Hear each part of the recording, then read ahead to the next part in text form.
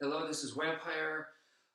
Years ago, I made a video talking about the haymaker punch, and the reason why I made the video was because if you go to most martial arts schools, they're going to teach you that the haymaker punch is very easy to defend against. That a trained person will not throw a haymaker punch, And so once again, they say that it's a very easy punch to defend against, right? And, I completely disagree with that. I think that they are misunderstanding the haymaker punch and that they're underestimating the haymaker punch. And in that video years ago, I said that one of the reasons why it's so hard is because a lot of people think that the haymaker punch is this, okay? So it's like a round circular punch, and it's not. Yes, it does come from way back here, but it's actually straight. Okay, so first of all, you're already wrong, about the punch itself, and then that's going to make things a little bit trickier and whatnot. So anyway, this video here, I want to talk about something kind of similar, okay? It's in a street fight, once again. So in a street fight, guy comes up to you like this, right?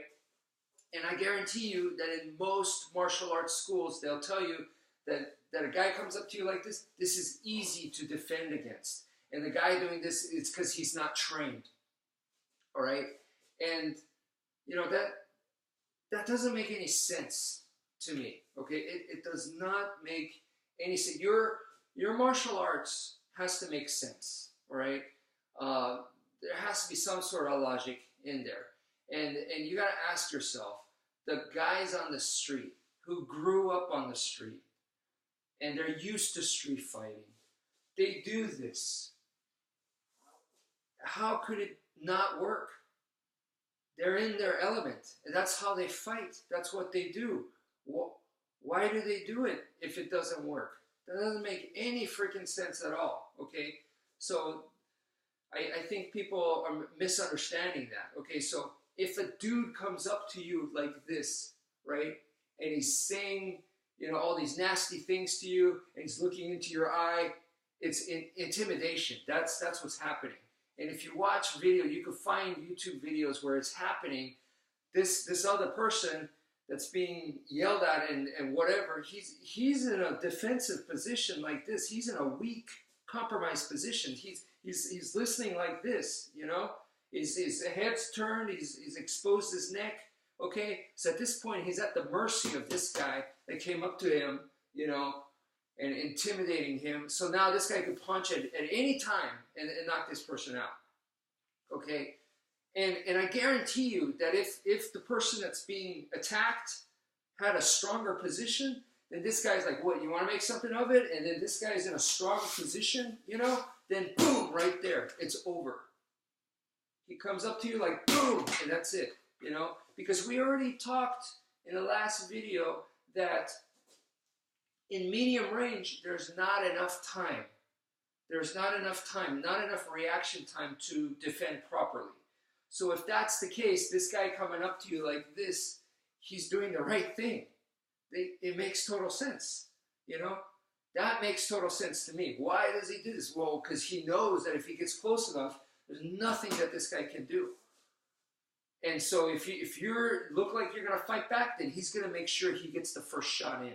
And that's what he's doing. He's making sure he gets it, And if you start getting defensive like this, well, he knows he can land the shot anytime, and he might actually, I don't know, he might let you go, but he's probably a sadistic bastard. He might land the shot anyway. So, and okay, so if you watch the video footage you can find on YouTube with Chael Sonnen and Vanderlei Silva, right? They were both coaches on the UFC reality TV show where they both have a team of fighters and they coach them. And then at the end, I think the coaches fight, something like that. They get into it. The two coaches, Chael and Vanderlei, get into it. They start arguing and whatnot, and Vanderlei's like coming up to him. Just like a street fight, comes up to the guy, and then Chael goes, I can't let you get that close to me, and he shoves the guy, and he does that's the right thing. that you cannot let the guy get that close to you. So the proper thing is when the guy comes up to you like that, you gotta not be in medium range.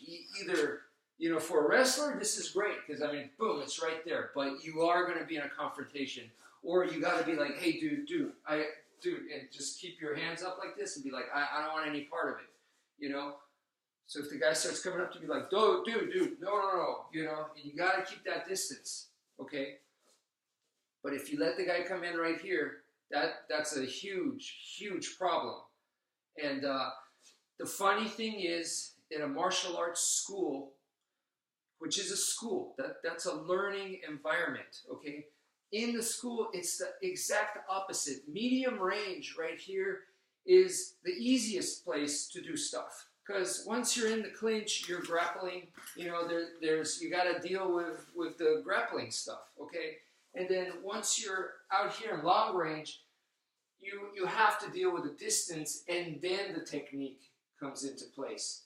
But right here, you know, this dude can do the attack immediately, and I'm like, okay, throw a punch right here, please.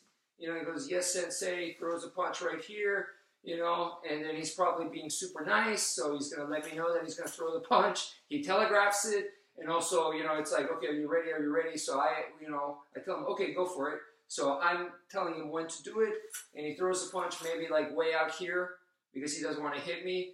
And even if I tell him, like, you know, make sure that it would land on me, he's not doing it with evil intent. He doesn't want to hit me. This is practice. So in the dojo, medium range is it's the simplified place to practice the technique, because we don't have to worry about distance. We're not doing any fakes. We're not, you know, putting in intent. We're not doing grappling. We're not having the distance, you know, where you got to close the distance with something, footwork or kicking, or we don't have to worry really about any of that stuff. So be like, okay, I'm going to throw a punch to your face and you do whatever technique you want. Okay, bam, you know, and I can stop the punch. And so it is the easiest place to practice in, but in real life, this is the place that you don't want to be. So once again, the same message, but it makes sense from a street fighting point of view as well. So thank you for watching, and take care, folks.